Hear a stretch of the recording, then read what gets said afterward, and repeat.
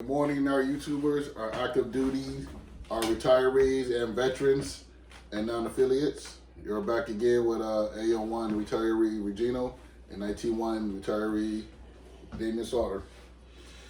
Good morning. So we're just sitting here Monday morning or Thursday morning, but on the morning, having a cup of coffee, which I didn't get to till I retired out the Navy. But what came across our mind is underway. Them days that you didn't want to go down to the galley, either it was too crowded or the food wasn't to your, how should we say, underway liking. You go out to the ship store, you pick up a couple items. I have a couple items I have to get from either my care packages for my wife or from the ship store. My number one things I definitely was always into. You have your cup of soup, right? This is beef. I will heat this up with the hot water off the mess decks. You have your top ramen, which is chicken. You couldn't go wrong with these Vienna sausages. I would always add these inside my soups. I take them out and add them inside the soups, stir them around. And a bag of chips to follow behind it. This is, nowadays, you have to go down to the mess decks to prepare all this. But when I came in the 90s, I remember our shops used to have your own microwave, your own coffee pot. Remember back then? Mm-hmm. You guys used to have your own microwave and coffee pot in the shops. Safety, I know everything changed. Now you have to go down to the mess decks for everything. You just brought up a horrible reminder where you had to tag everything. You had to go down and get it tagged. Remember that? So your coffee pot, it would have to have a tag to make sure that it was electrically compatible with the ship's electrical system and all that other junk. Oh, dang it, that was a pain in the butt. That's when they started doing the whole new electrical thing, right?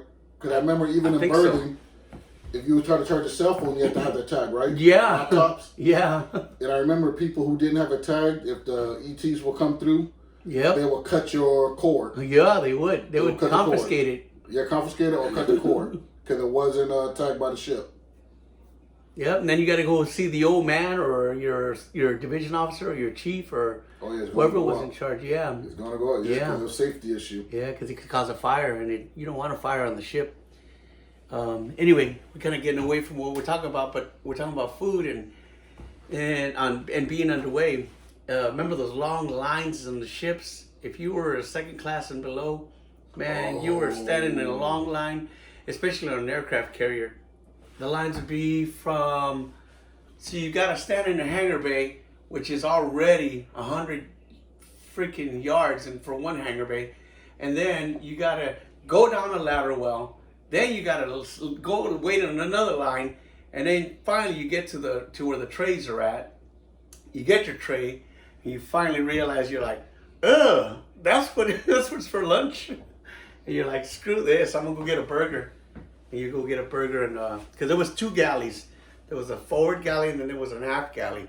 But like he says, if you didn't like what was going on to eat, you would friggin' resort to this stuff here, which underway you're hungry because you're burning so many calories and you're just losing so much weight and you're trying to get energy. And so yeah, you go to the chip store, which would have a whole bunch of stuff. Or if you had a hookup, a CS, for example, the culinary specialist, what were they called before? MSs. MSs, that's right. Mess specialists. And those one, yeah. Yep. And those guys would you want to make friends with that. Almost definitely. Kind of sad to say, but being underway is compatible from what stories that I've heard about being in prison because these here or a soda or something will buy you a favor. You know, you do favors for someone else, and they can repay you with something from the Gidunk. Gidunk was a what was it? Vending machine. Yeah, or yeah, pretty much like a vending. Oh, but like sweets. Yeah, or so whatever you want. Candy bars and. Gidunk referred to the ship store or a little store that you had outside of your shop, if you're shore based. But yeah, the Navy had a bunch of weird terminology for a bunch of things like that. But yeah, you get up there and if you had a CS, they could hook you up. Those guys could give you spam, the rice, and you could even use those tools. I had a friend who was an ABE1 Romero, and I would go and hook him up and his crew with spam and rice, and then they would return a favor like import, buy me a beer, maybe 10, I don't know. Anyway, yeah, the food is really important aspect as far as, well, that goes without saying. But it's important as far as favors go and trying to just get your nutrition on. And basically, really, if you're trying to get some energy, this is what you resort to right here.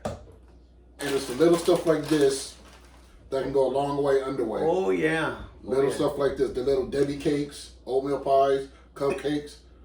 Little stuff like this will go a long way underway. Like he was saying, especially on a carrier or a gator.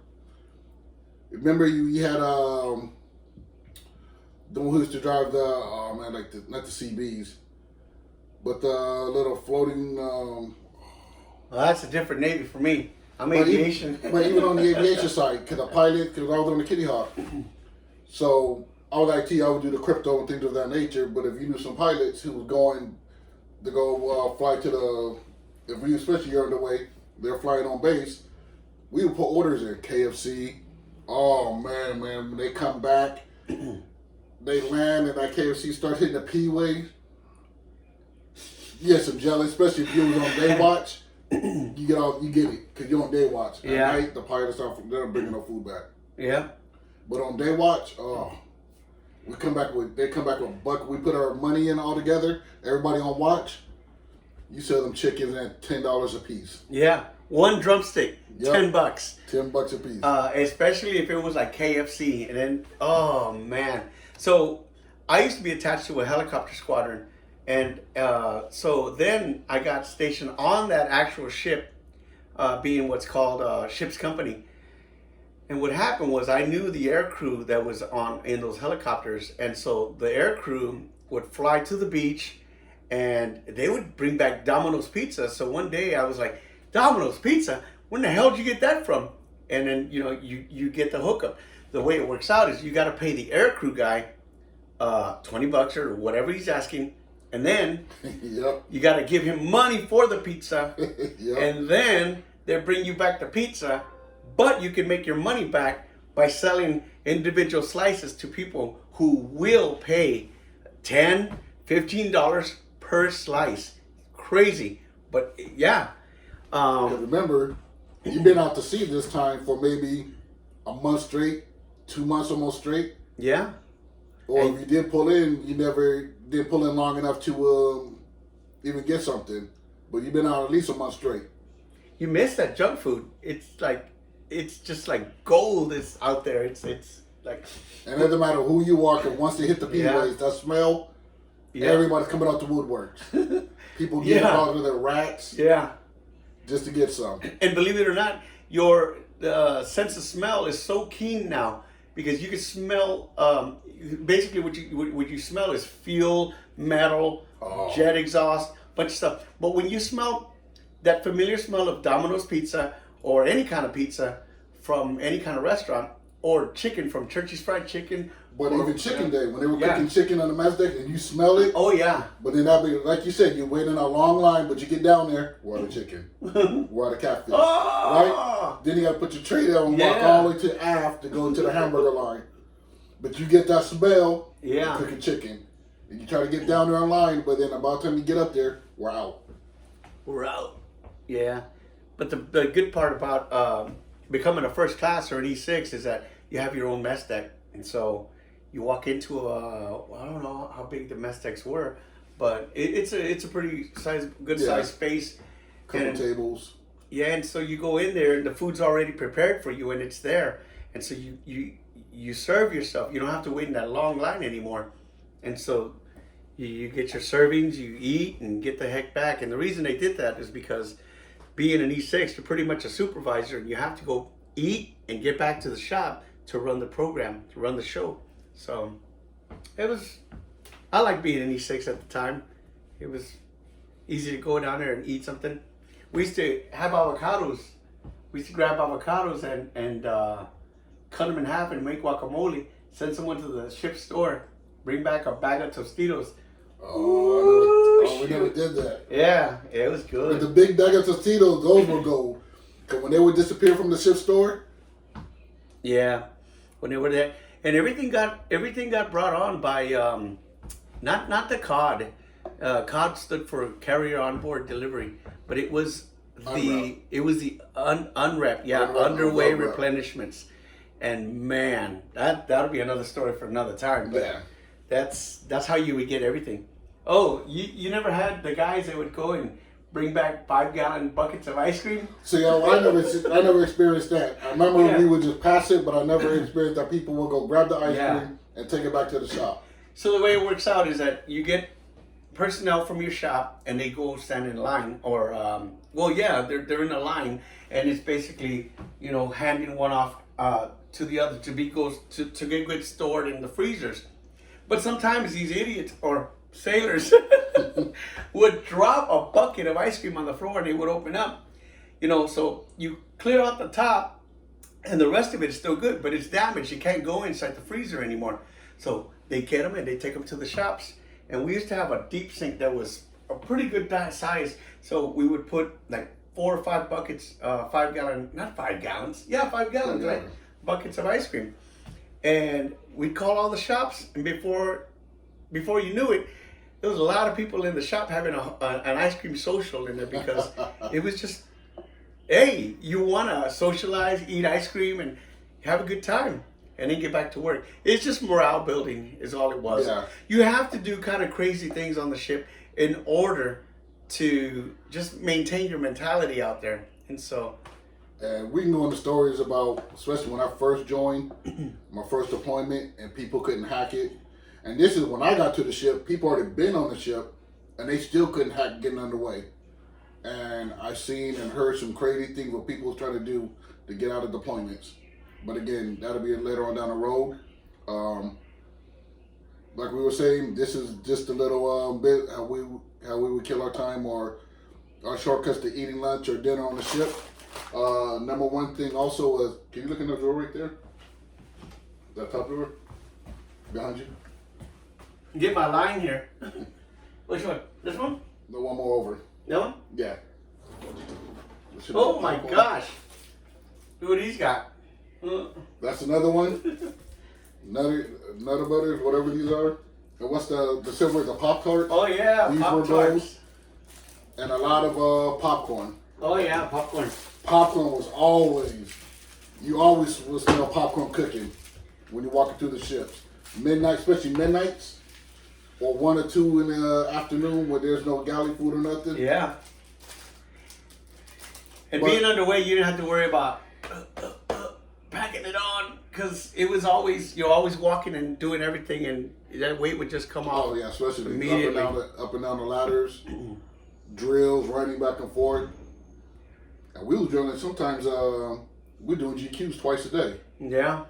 Twice a day doing GQs. But yeah, it was something else. First experience I ever had eating Navy food was at the galley it was called Recruit Training Command San Diego, and the galley there was incredible. Not incredible. It was hurry up and eat and pop tall at the end, and you got to get You up. didn't even get time to even taste it. I know. You couldn't enjoy it. You got your tray. You're the last one. You're sitting down. Pop tall. Oh my gosh. You're trying to hurry up and eat as fast as you can, and you're walking. They tell you, put that away. And you're like, oh. But You couldn't even enjoy it. experiences, man. There's fun stories. But anyway, you got anything else to say? I gotta say, that was it. That's Oh. all. Do your promo. So for any active duty who's out there deployed or what have you, what do want to do is, we did 20 years, so we figure the 20th person who emails us, our email is... What is our email? It's on the dang thing, so you find it there. Or just put a comment below and hit us up. And the 20th person that we find on there, we'll send you a care package. So... All right. It might be all this stuff here. But then you'll be able to trade it for something, hopefully. Yeah. Yeah. We ain't going to send you no dominoes. So. So that's all we have. We're about to check out. We're going to post. So farewell, follow, we sees. We'll see y'all later. Okie doke. I'm thinking, man. Oh no, could you say there's another galley? Oh yeah, it's up. No, this is the only one I know of.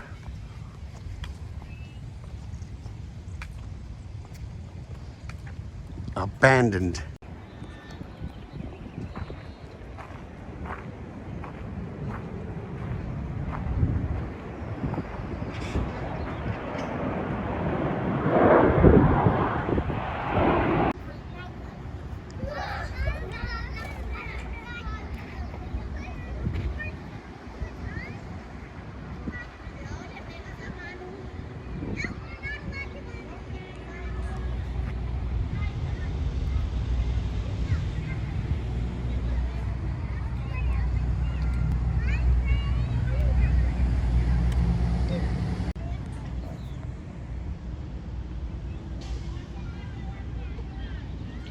$50,000 naval recruits a year.